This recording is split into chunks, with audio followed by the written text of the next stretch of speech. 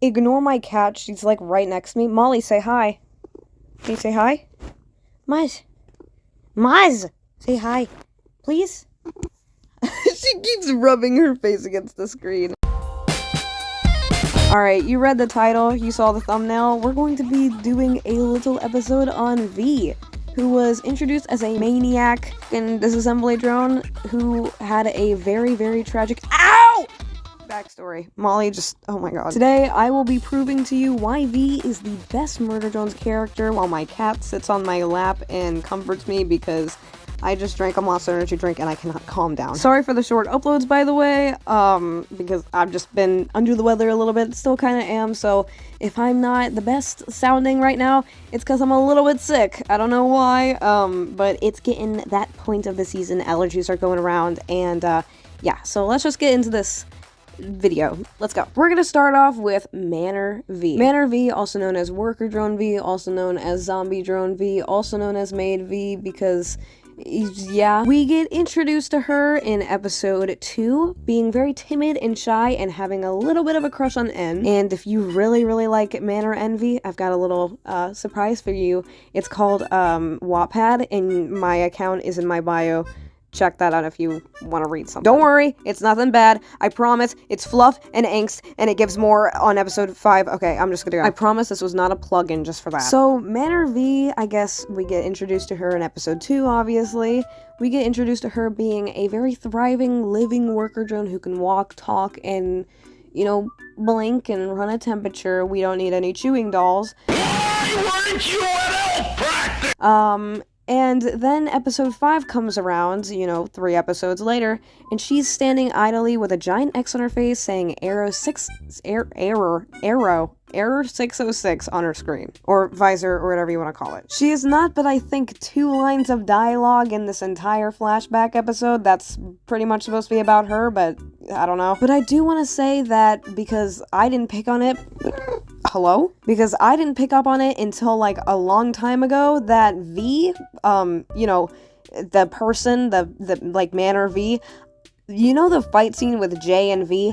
I thought that V in that fight scene was actually Sin. Because this episode is so weird and wonky, this is why I'm basically discussing it, because yeah, and it just wasn't the best. So V being a zombie drone and all that stuff, whether she was disassembled improperly or was infected by Sin, we'll never know, but it's very relevant to the story, and I'll bring that up in a little bit later. We can definitely tell that N and V had some sort of relationship together because we see him reading to her in the library and giving her little drawings and stuff, and not being super creeped out by the fact that she's just standing there. And that there's a giant fleshy looking thing behind her as well, with a thing of a disassembly drone behind her.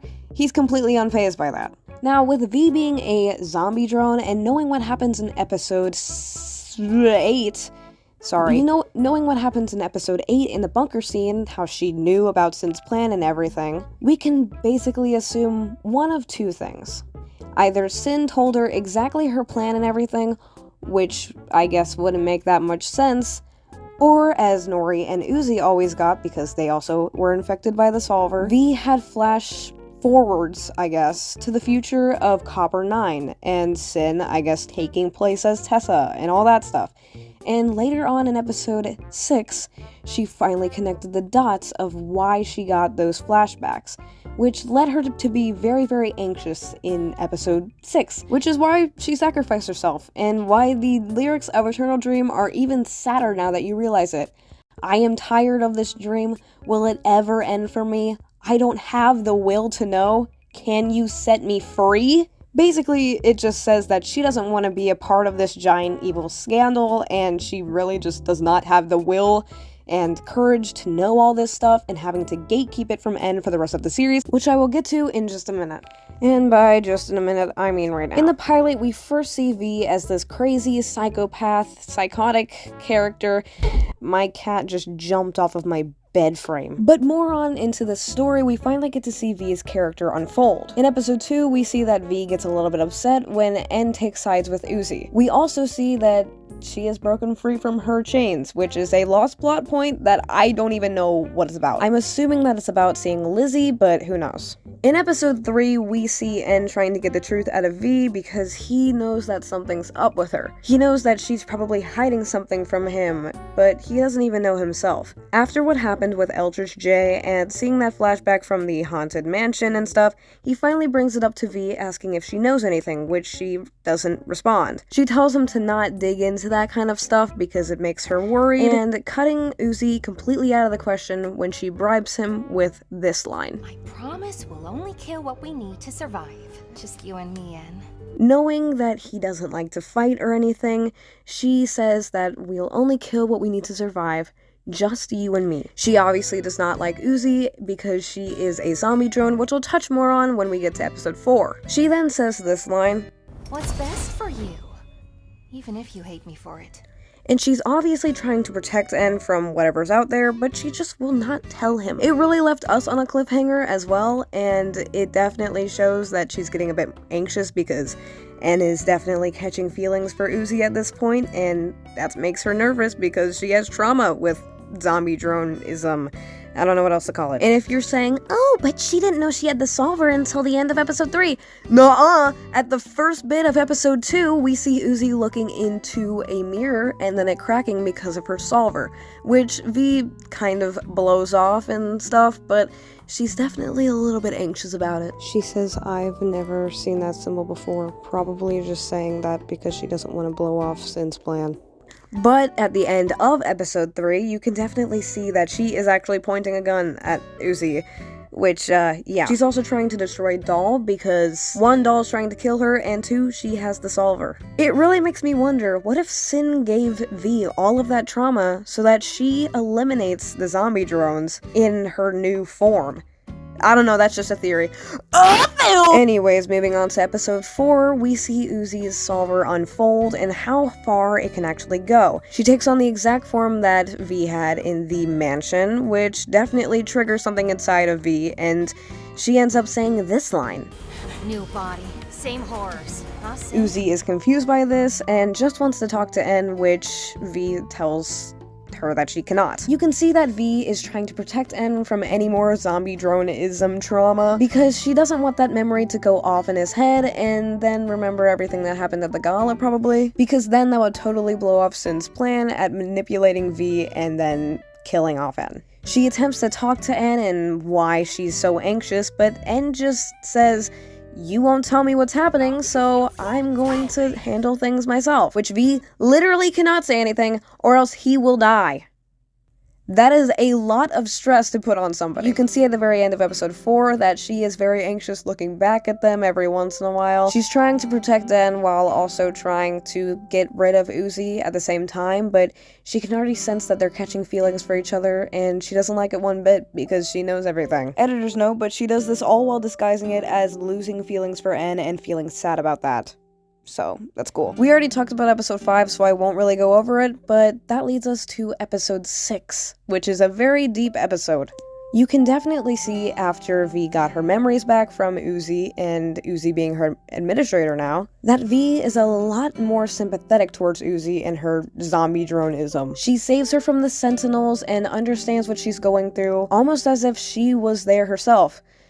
Spoiler alert, she was. This would also explain why she says, Uzi, I trust you, when she sacrifices herself, which are quote-unquote her last words until episode 8. V doesn't act out rationally when they're holding hands because she knows that Uzi is her own person, and yeah. She probably knows this because it would say still Administration Sin instead of Uzi, which I guess kind of makes sense, so now she knows she's her own thing. But not only is she protecting Uzi, but she's also looking after N. She makes multiple discreet remarks about Tessa being Sin, like this one. Anything to screw Sin's plan. So we can definitely tell that she knows. She also glances at Tessa in this scene, and well, she looks a little bit anxious. In the final fight scene of this episode, right before she sacrifices herself, we can see that she protects Tessa by catching a bullet with her fingers, which is definitely not a Cliffside reference. Haha, where did you get that from? Because she knows that if she doesn't, well,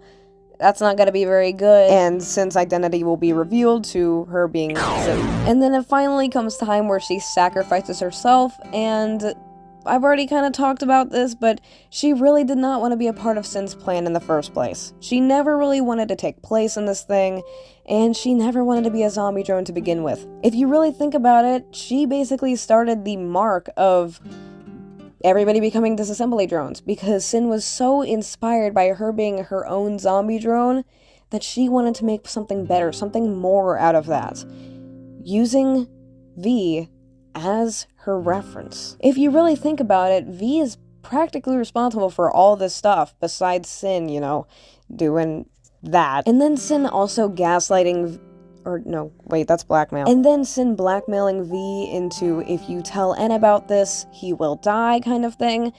Well, she doesn't really want to be a part of that anymore. That's why she sacrifices herself for them, so that her death means well, and kind of is discreet, I guess. Which, as I already stated, Eternal Dream will now have more emphasis and more of a dramatic effect. It really does tell a story behind those lyrics if you look at it closely enough, and it's not about Uzi, but it's about V and her story, and that's why it's her theme song. Moving on to episode 7, which nothing really happens, but I still want to touch on it. I keep saying that, dude. Oh my gosh. In the hallway where N goes, "Ah!" we can see V being puppeteered around as her worker drone self, and she does have yellow eyes instead of white ones like she used to have in episode 2, in the episode 2 flashback. We all know that the workers apparently had white eyes in that flashback, in that timeline. Now that I think about it, was that just in correlation to the people being silhouettes, or did they have colors like the humans did, but they're just silhouettes, or what? But yeah, her visor is yellow, symbolizing that she was a part of Sin in that form, and also giving away that she was a hologram. Moving on to my favorite episode, well, not my favorite, but you know, it's a good episode for V, episode 8. I will lightly go over the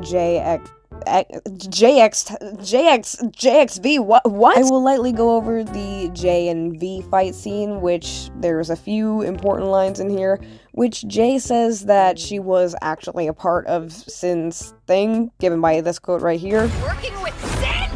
Which I did say in a previous theory that maybe the female drone cores are a bit more emotional and will leave more trauma. So basically, in human emotions, females are prone to have more variety of emotions and more emphasis on emotions. Perhaps female worker drone cores have more impacts on regulating emotions, therefore causing more trauma, and then maybe affecting their core, which can't be changed. So it was a memory that lasted through the Elliot Manor to what they are now, because it impacted their core, not their memories. But now onto the biggest part of this entire lore saga, the bunker scene. By far the best scene of the entire series, because oh my callback ping, oh my god, the animation, the story, and the dialogue and the acting, beautiful. V soon lands in this bunker, you know, not expecting anybody, but she's, I guess, looking for N. She's happy that he's alive and that he's still doing okay, and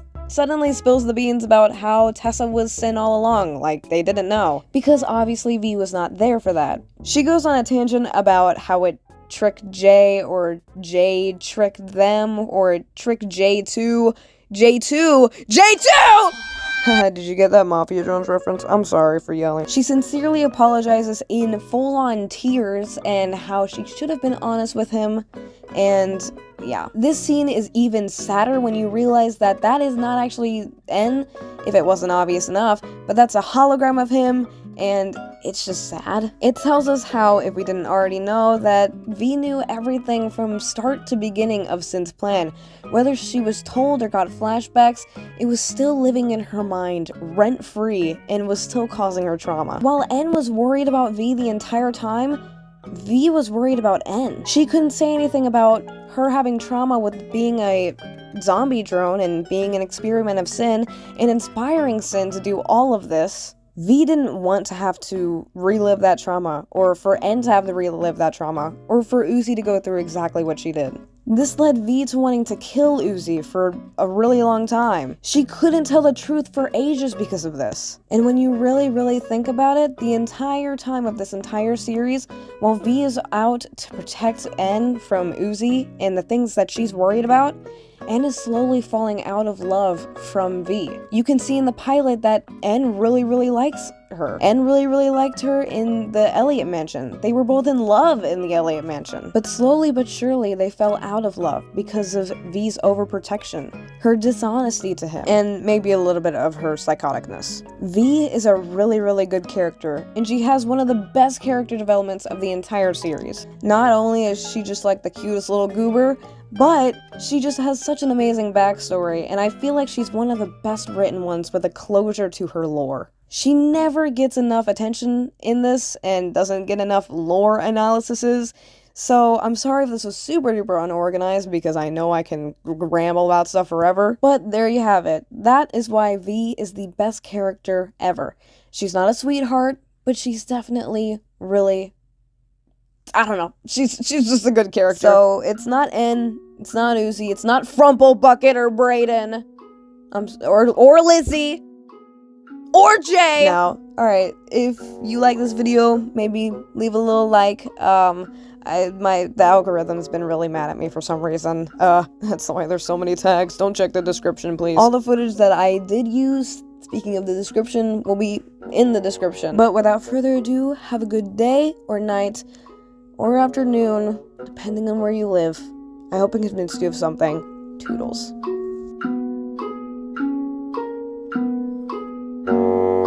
Thank you.